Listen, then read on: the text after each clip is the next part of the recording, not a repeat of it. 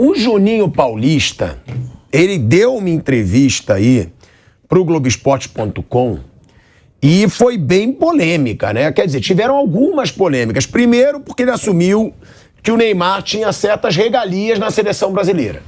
Ele deu a entender que o Messi tem na seleção argentina, o Cristiano Ronaldo tem na de Portugal, o Neymar também se sentia no direito. Só que a maior, que gerou mais repercussão aí na internet, foi de que o Tite teria parado de convocar o Gabriel Magalhães, tá? Após o nascimento do filho dele. Por quê? Porque em março de 2022, o Gabriel Magalhães, zagueiro do Arsenal, optou por permanecer em Londres para acompanhar o nascimento do filho e não esteve presente nos jogos contra Bolívia e Chile pelas eliminatórias. O Juninho disse o seguinte sobre essa situação: são escolhas. Eu passei por isso.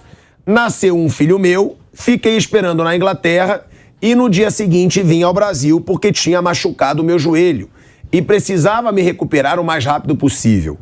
Minha esposa ficou lá 40 dias sozinha, com a ajuda de babá. Isso prejudicou? Na hora de pesar, você vai colocar tudo na balança. E é inevitável você colocar tudo isso na balança. Vem o outro, joga, e aí acontece de perder um pouco de espaço. Isso gerou muita polêmica, que as pessoas falaram, o cara quer que ele não acompanhe o nascimento do filho. Você conhece bem o Juninho Paulista, né, Bruno? Ele deixou claro. Agora, tem razão, porque realmente tem vários jogadores que deixam de ir para nascimento do filho, para jogar, para ir para a seleção.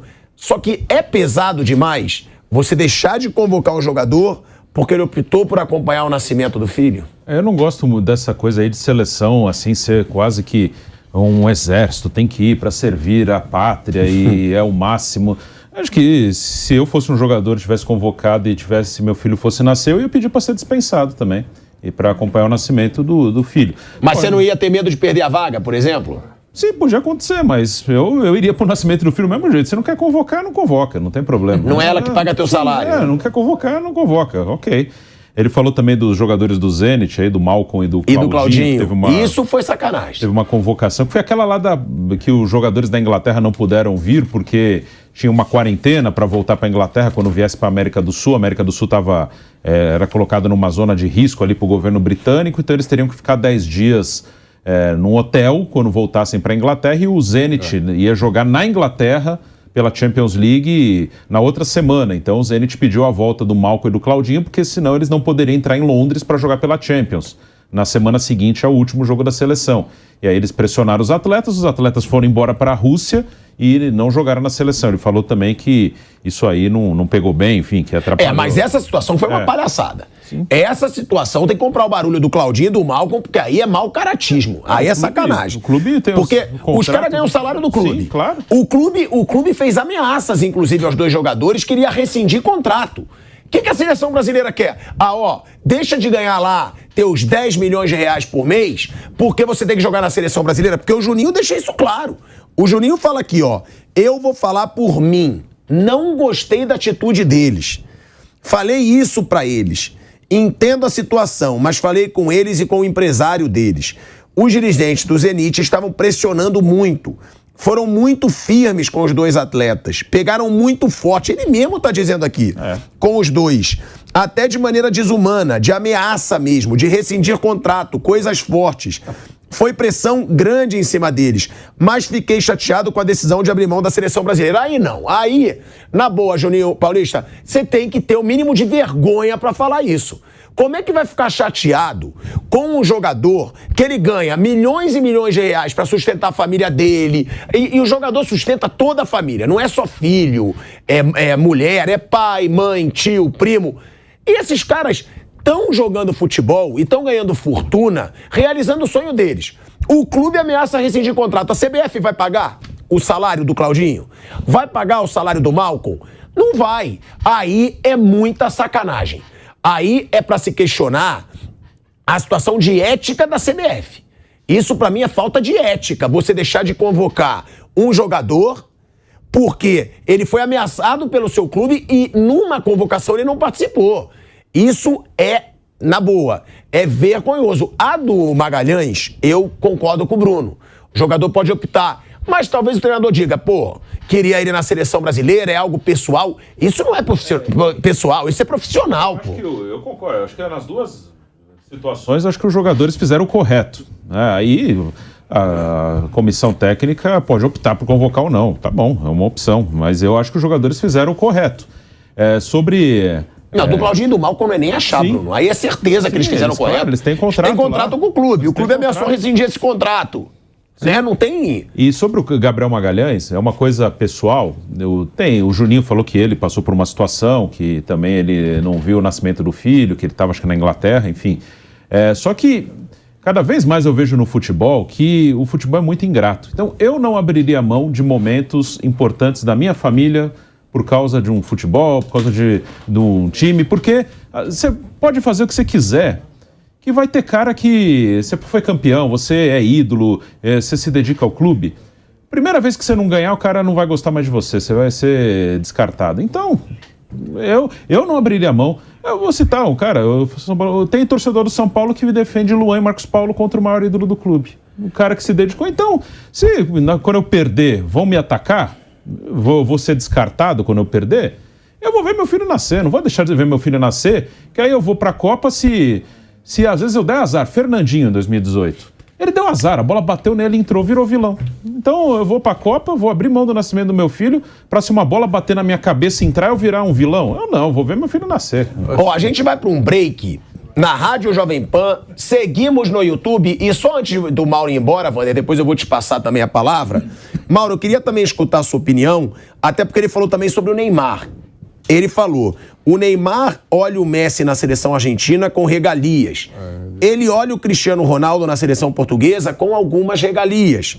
E aí, ele vem para a seleção brasileira e é humanamente normal que ele tenha regalias porque está no nível desses jogadores, que tente algum tipo de regalia, por ser tecnicamente o melhor jogador do Brasil. Só que aí, cabe a nós mostrarmos a ele que algumas situações que não prejudique, ok, outras não. Ou seja, ele assume que o Neymar poderia sim ter algumas regalias. Na maioria dos casos, ele vai fazer o que fazem todos os jogadores. Foi assim que o Filipão fez com o Ronaldo em 2002. Era uma referência técnica também para o grupo. E o Neymar entendeu perfeitamente. Zero problema. Então, é uma situação, ele também falou que eles demoraram, sobre o Vinícius Júnior, né? Sobre ganhar confiança no Vinícius Júnior, se o Tite demorou muito para ganhar confiança. Ele diz, acho que o Tite foi ganhando confiança aos poucos no Vinícius. Falava muito em amadurecimento. Eu acho que o processo do Vinícius na seleção foi o que ele teve no Real Madrid. Foi ganhando confiança aos poucos, como no Real. Lá ele sofreu muito no início, não estava bem, não jogava do jeito que ele estava jogando e do jeito que ele joga hoje. Às vezes fazia um jogo bom e fazia um jogo ruim.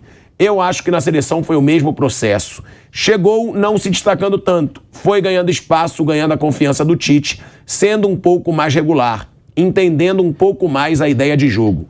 Eu lembro que o Tite conversava bastante com o Ancelotti nesse aspecto, principalmente quando ele começou a se destacar no Real. Conversava para poder repetir o posicionamento e as funções na seleção. Quer fazer um resumão, Mauro, de todos ou prefere escolher um e falar? Bem, primeiro, né? Quando ele fala que o Neymar tá no nível desses dois aí, ele tá de sacanagem, né? Ele tá de brincadeira. Não entende nada de futebol. Aí, o Neymar tá no nível do Cristiano Ronaldo e do Messi. Juninho, tá de brincadeira, né? Pelo amor de Deus. E a outra me chama a atenção, o Neymar entendeu perfeitamente. O Neymar não tem que entender nada, a regra tem que ser para todo mundo. É claro que você vai ter um certo jogo de cintura quando você lida com a grande estrela, óbvio que sim. Mas daí a regalias, né? Bem, houve uma ocasião que o Neymar se machucou no jogo da seleção, o pai dele foi lá no vestiário. Aí o Tite justificou, não, todo pai ficaria preocupado. Peraí, uma coisa se o cara tem um problema, sei lá, isola aqui, o cara passou mal do coração do jogo, né, uma situação extrema, como já aconteceu com alguns atletas. Uhum. É lógico, até entenderia, vai o pai, vai a mãe, vai todo mundo, cara, desesperado, pô. É o risco de vida, cara, de perder a vida. Mas ali não, contusão, pancada, torção, isso acontece, né? Ele teve lá uma contusão. E o pai dele foi lá. Eu não desconheço que no jogo da seleção outros pais tenham entrado em vestiário, coisa parecida. O Tite minimizou na época. Eu gostaria que o Juninho Pernambucano falasse dessa matéria aqui, que até hoje não explicou. Matéria do Lúcio de Castro. Paulista. Juninho Paulista, perdão. Juninho Pernambucano, um abraço. Juninho Paulista. Juninho Paulista dribla o código de ética da CBF, se mantém em negócio de futebol sendo coordenador da seleção. Uma matéria que o Lúcio fez na época, em 2020, quando ele ainda estava ligado ainda ao Ituano, né, e o Martinelli, jogador do Ituano, aí ele vai na coletiva e fala, não, agora eu saí, agora não tem nada a ver. E não respondeu às perguntas dos repórteres, simplesmente fez um pronunciamento. E quando o Rodrigo Matos do UOL fez a pergunta, ele evitou. Esse é um tema que eu gostaria que ele falasse depois de tanto tempo, seria interessante explicar essa situação, porque tem um código de ética, né, enfim. Eu não sei por que entrevistaram o Juninho, porque é um festival de bobagens que ele falou ali, o trabalho dele foi péssimo. Calma aí só um minuto, eu vou te devolver. Não, eu vou te devolver. Voltamos, hein? De volta à Rádio Jovem Pan, agora na rádio e no YouTube. Eu tô revoltado que cortou o Mauro no momento de indignação, mas devolvo a palavra pra você. A indignação continua. O Juninho fez um trabalho ruim, o Tite fez um trabalho ruim, a seleção foi um fiasco. As declarações dele, eu acho que, na minha opinião, com todo respeito, ele demonstram pouco preparo para o cargo. Várias declarações, acho que demonstram pouco preparo. E eu acho que isso também é mais um exemplo de que o fato de ter sido um bom jogador, ele foi um ótimo jogador, não qualifica ninguém para ter cargo de gestão no futebol. Você pode ser um ótimo jogador e depois você pode ser um péssimo dirigente, um péssimo técnico ou muito bom, se você se qualificar para isso. Ele me parece que não tem qualificação, porque ele fala... Essa do Neymar tá no nível... Justificar regalias, que ele admite, né? Alegando que ele é do nível do Cristiano Ronaldo, do Messi. Esses caras foram melhores do mundo, naquele negócio lá da FIFA, ganharam títulos. O Messi é campeão do mundo pela seleção da Argentina, o Cristiano Ronaldo é campeão europeu por Portugal. O Portugal, até na França. Os dois bateram na França, né? Aliás, só isso. Então, assim, eles têm uma história no futebol que não tem como comparar. O Neymar, ele parecia que se transformaria nesse cara que iria herdar esse trono dos dois ali, né? Os dois se revezaram, ou até competir com eles em algum momento. Mas, infelizmente, ele não chegou nesse ponto. Não por falta de talento, mas por outras razões e tudo mais. Mas eu acho impressionante. E essa como disse o Bruno, da convocação, como se fosse uma coisa militaresca, né? Alegar isso, assim, pô, não, ele não foi, ele não se apresentou. Esses jogos não foram os últimos das eliminatórias? Foram. Chile e Bolívia, aquele jogo com o Martinelli, até foi para a Copa do Mundo, cadê aquele jogo? Estava classificado já há muito tempo. Classificado. Aliás, de novo, Bolívia é o último adversário do Brasil, né? Essa carne assada sempre está reservada para o Brasil. Você pega a Bolívia no final, que já está eliminada. Pegar a Bolívia no começo... Na altitude é roubada, que eles estão lá com a faca nos dentes achando que vai dar para chegar na Copa. Agora, na última rodada, estão eliminados. Aí não tem altitude, não tem nada, já estão entregues. E o Brasil já está classificado. Virou amistoso. Então esses jogos foram amistosos. Você acha que algumas eles tinham razão, ou no Magalhães, ou na do Malcom e do Claudinho, ou as duas muito erradas? Tem que entender a situação, gente. Essa situação é uma situação específica. O cara sai e não pode voltar, tem que ficar 15 dias fora. Era um caso de pandemia, pô. Sabe, aí é falta de entendimento. E outra coisa, eu acho que quem trabalha numa seleção precisa entender primeiro o seguinte, parar com essa palhaçada de achar que a CBF está acima de tudo, a seleção. Não está. O que está acima é o clube. É o clube que cria o jogador. Para tirar um Juninho Paulista, para virar um jogador, Juninho Paulista, né? Ele começou no São Paulo, certo? Sim. Surgiu no São Paulo. Começar não. No São Paulo. Né? Para você fazer essa peneira de pegar jogadores de outros clubes, ou desde molequinho na base, o clube investe muito dinheiro. Quanto o São Paulo gasta lá em Cotia? Quanto o Palmeiras gasta na sua academia, o Flamengo, o Internacional, o Grêmio, o Vasco, todos os times? É investimento. Você tira 1 em 100, em 1000, para virar um Juninho Paulista, virar um jogador profissional. E para contratar, o clube que paga multa, paga salário, o jogador se machuca, o clube fica ali bancando. Durante quanto tempo, né? Então, assim, o clube é mais importante.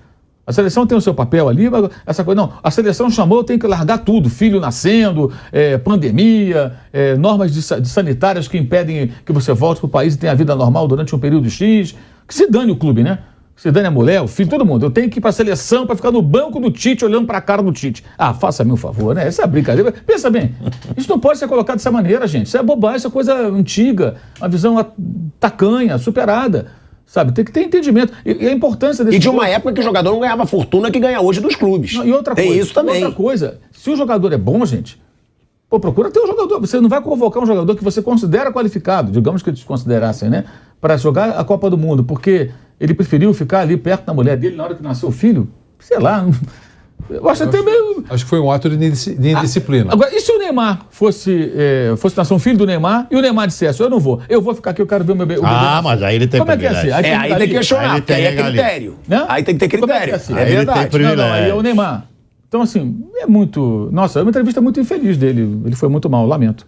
Vander, você queria falar? O que eu vou falar depois do que vocês falaram? Eu concordo com tudo.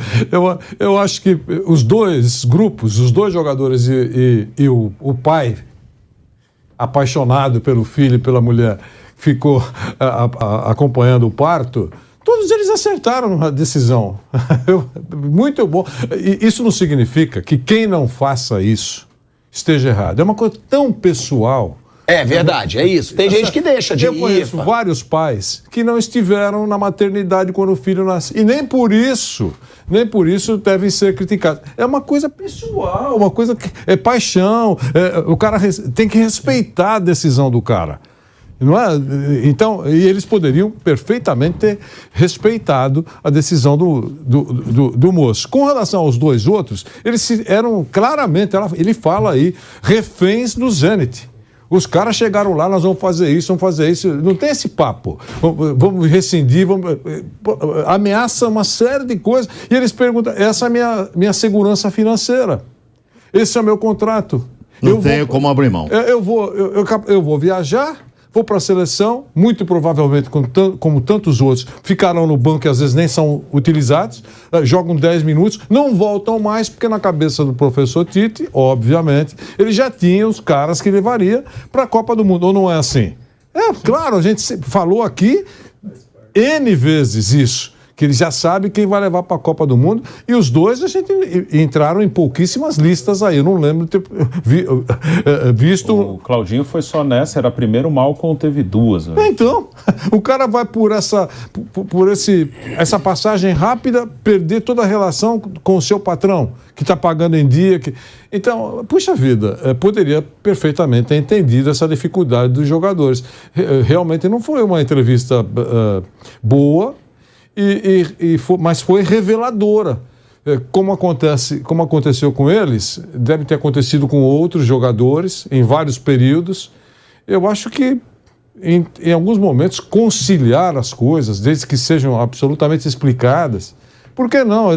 Olha, nós chamamos os dois estão sendo pressionados pelos clubes lá, os caras querem cortar a cabeça deles, então a gente vai entender a ausência deles. Transparência, cara. Olha, eu chamei o Nilson não pôde vir para cá, porque está nascendo lá e ele quer ficar, não importa o motivo, se a mulher é uma mulher mais, digamos assim, mais dependente da presença do marido, existem outras que podem entender completamente a ausência. Sabe? Um negócio tão pessoal, os caras não chamam mais o cara porque... realmente, a gente pensa que já viu tudo, ouviu tudo, mas é sempre uma grande emoção. Mas pra mim agora, o debate tá tão bom que eu não consegui responder a Lívia, tô levando esporro aqui também no celular. Eu não sei o que é. O debate tá tão bom, eu não sei o que é, mas tenho certeza que ela tá certa. Fala, Nilson. Pra mim não é nenhuma surpresa, né? Esse tipo de comportamento da CBF... não é surpresa nenhuma para mim, é normal, é natural, dentro do normal.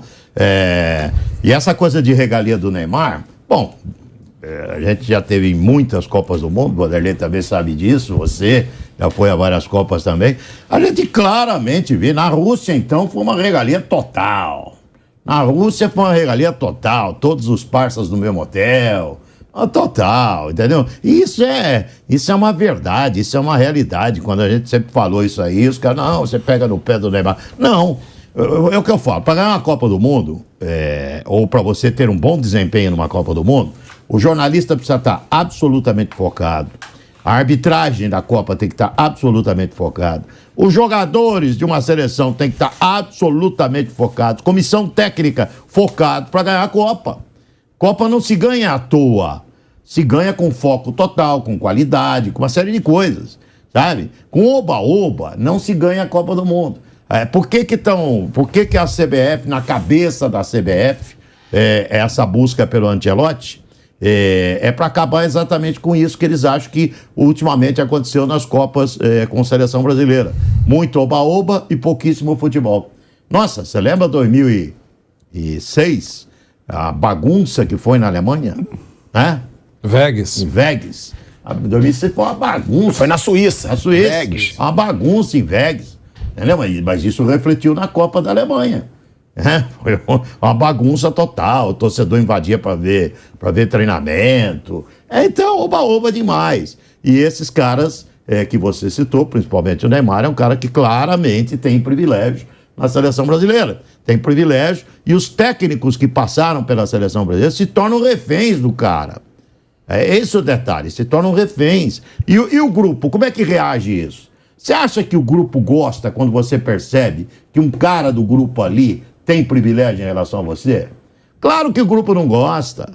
O cara publicamente, ele não vai falar, porque se ele falar, ele pode perder até a vaguinha dele na seleção, né? Mas isso já causa toda a desunião do grupo. Essa desunião do grupo acaba refletindo dentro de campo. Então tem muita coisa aí. E eu concordo com o Mauro 100% com o que ele falou. Eu não vejo no Juninho capacidade para o cargo que ele exerceu. Não vejo. Para exercer um cargo assim, o cara tem que ser muito capaz. Muito capaz. O Ancelotti diz que está fazendo uma seleção aí de pessoas capazes para cercá-lo, né? Vamos ver se esses caras... Você que trouxe essa informação, então agora você está trazendo de novo. Vamos ver. Então, vamos o Vampeta que fala, não esconde nada. Não vou esconder. Então fala. As pessoas capazes precisam provar se são capazes. Estão falando no Cafu, que poderia estar com ele na seleção, que foi jogador dele. O Cafu, o Kaká poderia estar também. E o treinador de goleiro seria o Dida, que é o treinador de goleiro do Milan, né? Então, precisa ver se esses caras, com a história do futebol, o Dida já deve estar uns 10 anos treinando goleiro no Milan, né? O Dida já tem alguns anos, ele trabalhou na China também. Ele seria o treinador de goleiro preferido do Ancelotti. Então, o Cafu, o Kaká foram grandes jogadores. Nossa Senhora, que jogou de bola. Mas é aí que eu falo. Eles foram grandes jogadores. Mas será que eles seriam bons gestores? Então é parecido com o Juninho. É igual o Juninho. Ele só tem mais peso que o Juninho. São nomes de muito mais peso. O Dida não. O Dida tem um histórico, tá no Milan. Falam também no nome do Leonardo, que poderia fazer parte disso. Então precisa ver se esses... Mas esse errou em tudo que é lugar que ele foi. É isso que eu tô dizendo. Precisa ver se esses caras, que os nomes estão sendo citados, eles têm condição de exercer uma função diferente, como atletas inquestionáveis. Kaká foi um jogador espetacular, ganhou bola de ouro. A última bola de ouro, né? No Brasil foi do Kaká. O Cafu foi um jogador espetacular. O Dida, um goleiro, mas o Dida é o que você falou, tá aí treinando goleiros do Milan há um tempão. O Leonardo também, eu não concordo com o nome do Leonardo, não. Todos eles foram treinados pelo Ancelotti no Milan. Isso, ele estaria com disposição, porque ele adora brasileiros. Adora brasileiros, né? Gostaria de morar, inclusive, na sua cidade, no Rio de Janeiro. Gostaria de morar, inclusive, na sua cidade, lá no Rio. Então vamos ver se isso se confirma, se os caras têm condição mesmo com funções diferentes de ter um desempenho daquilo que se espera. Bruno.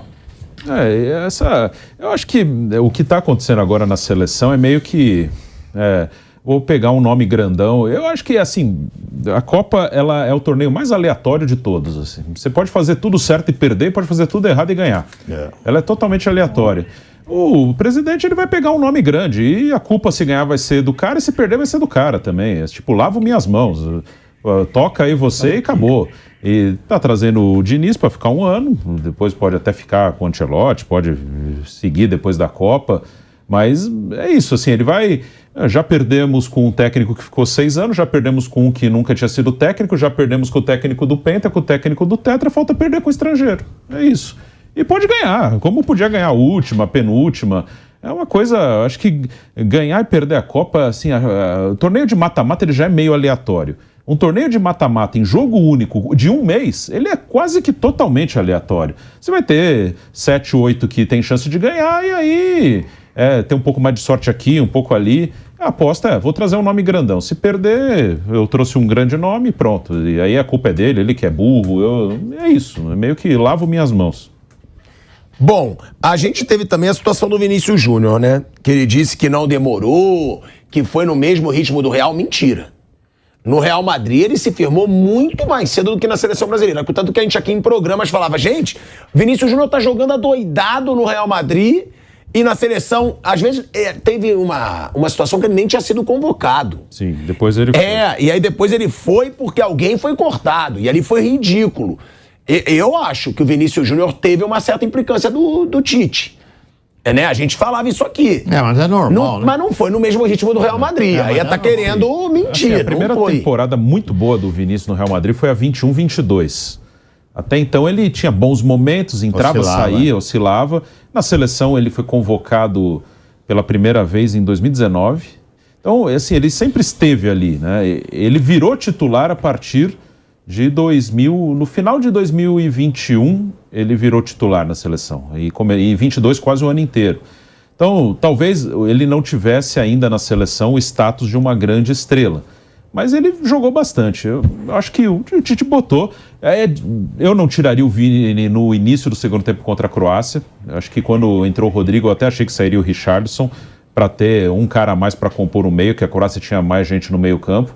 Que você pode discutir essa mudança, eu não tiraria o Vinícius ali, mas eu acho que o Tite botou e o cara vai desenvolver naturalmente. Agora, nesse ciclo, ele está ainda maior, ele vai jogar bastante. Então, eu acho que o Vinícius, quando ele começou a crescer, ele acabou ganhando espaço e foi titular na Copa. Até mudou um pouquinho o sistema para encaixar o Vinícius no time. Ele falou sobre a eliminação para a Croácia, que eu e você consideramos vergonha. Claro que é vergonha. Ser eliminado pela Croácia da Copa do Mundo do jeito que foi. Isso é piada.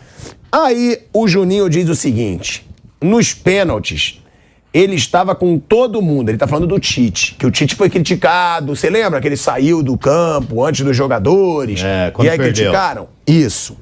Aí ele diz: nos pênaltis, ele estava com todo mundo. E tinham vários jogadores ali. Quando terminou, eu já parti para os jogadores que estavam em campo. E ele ficou com esse pessoal todo. Foi uma tristeza muito grande para ele. Acho que foi um dos piores momentos da vida dele e da carreira. Teve a Bélgica, mas antes de 2022, teve um ciclo inteiro. A confiança era muito grande nesse período. Tudo caiu em cima da cabeça dele. Sempre cai em cima da cabeça do treinador. Primeiro, essa eliminação. Aí, eu falando a minha visão técnica, a Croácia nos surpreendeu no primeiro tempo, ficando muito com a bola, não deixando o Brasil ficar com ela. E isso é uma coisa que irritava o Tite. A gente não ter a bola. E a Croácia conseguiu controlar bem o jogo. Principalmente no meio-campo. Eles não ofereceram perigo, mas também não deixaram a gente oferecer perigo. E ele continua. Eu achei que a Croácia ia deixar o Brasil. Eu achei que a Croácia ia falar: vai, Brasil, joga. Vai, joga aí. Eu achei que ia ser. Tá de brincadeira. No segundo tempo, isso melhorou um pouco. A gente chegou algumas vezes antes de sair o gol do Neymar. Depois surge um monte de situação. Pô, deveria ter feito isso, deveria ter feito aquilo. Mas, cara, se a gente for ver o lance, são algumas sequências que você fala: meu, isso aqui parece estar escrito. É complicado. Se a gente jogar de novo contra a Croácia, que já provou ser uma excelente seleção, porque não é normal chegar em fases finais de Copa do Mundo, anos em sequência, é muito difícil, mas se a gente jogar contra a Croácia da maneira que jogou, provavelmente vai ganhar 9 de 10. Primeiro, da maneira que jogou, não vai ganhar nem de Marrocos, que perdeu, já perdeu para Marrocos, não vai ganhar de Camarões, porque perdeu para Camarões. Da maneira que jogou contra a Croácia, não ganha de ninguém, porque eu tava no jogo, ninguém me falou, o jogo foi horroroso, o jogo foi horrível. Então, me desculpa, de 10 contra a Croácia do jeito que jogou, poderia ser 5-5 e olhe lá. Concordo que era pra jogar melhor. Segundo, não é depois fala que deveria ter feito isso ou aquilo. Tirou o melhor jogador do time na Copa, que era o Vinícius Júnior.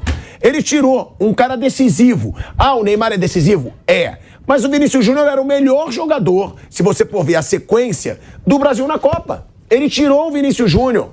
Foi covarde, jogou nada na Copa do Mundo, como não jogou nada na Copa de 2018, e vai embora assim como um vexame, ô Nilson. A seleção brasileira não me agradou, claro, e não jogou nada mesmo nas últimas Copas. Jogou nada. É uma seleção que quer ganhar, não pode jogar do jeito que joga a seleção brasileira nas últimas Copas do Mundo, entendeu? Então, e outra coisa, outro dia eu falei com alguém aí, alguém me falou a verdade. O último título foi em 2002, não foi? Mas veja quem nós tínhamos. Tinha o Marcos do gol, tinha o Cafu na lateral direita, tinha o Roberto Carlos na esquerda, tinha o Ronaldinho, tinha o Rivaldo, tinha o Ronaldo. Nós tínhamos grandes jogadores, entendeu? Hoje nós não temos mais, essa é a verdade. Nós não temos mais grandes jogadores de extra classe. A última seleção que ganhou a Argentina ganhou a Copa do Mundo com um jogador extra classe, que é o Messi.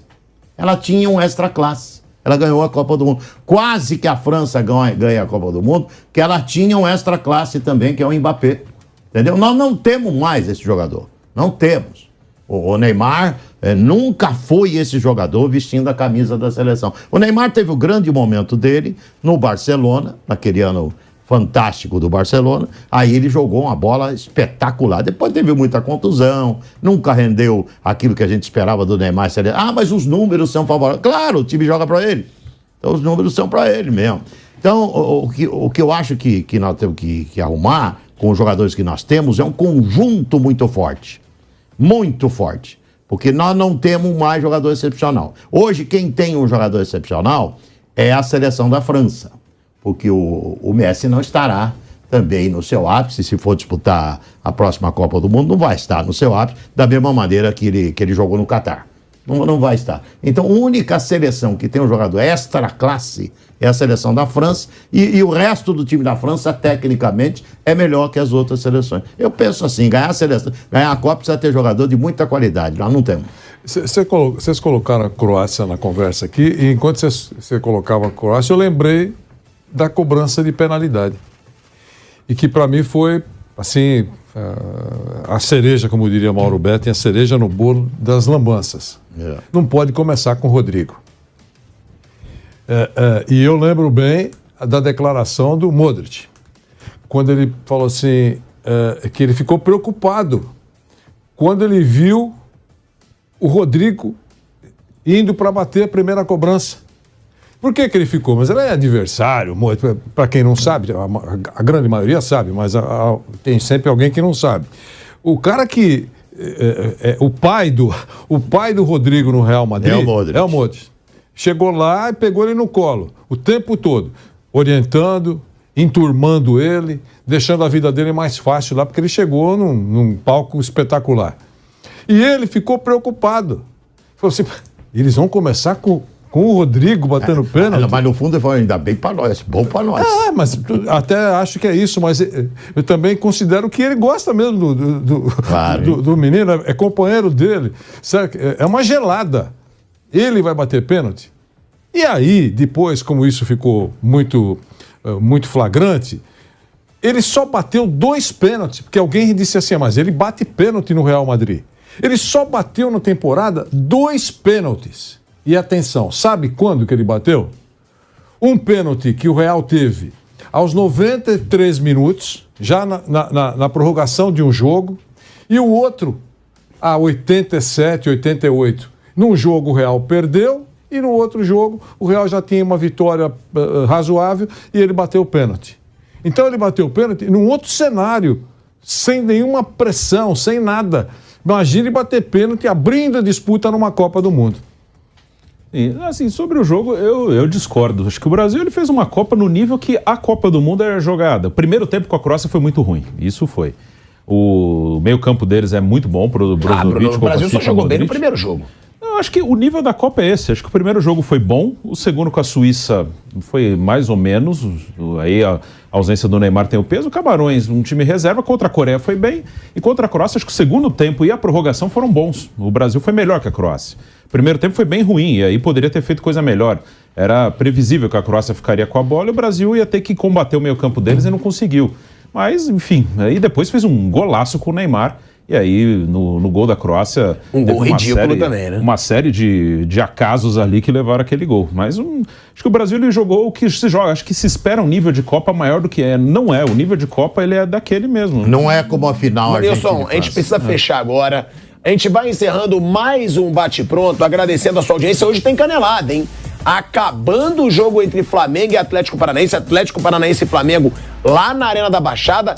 Tem canelada no YouTube da Jovem Pan Esportes e na rádio. A gente te aguarda a partir de 11h30 da noite. Tamo junto. Uma boa tarde para todos vocês.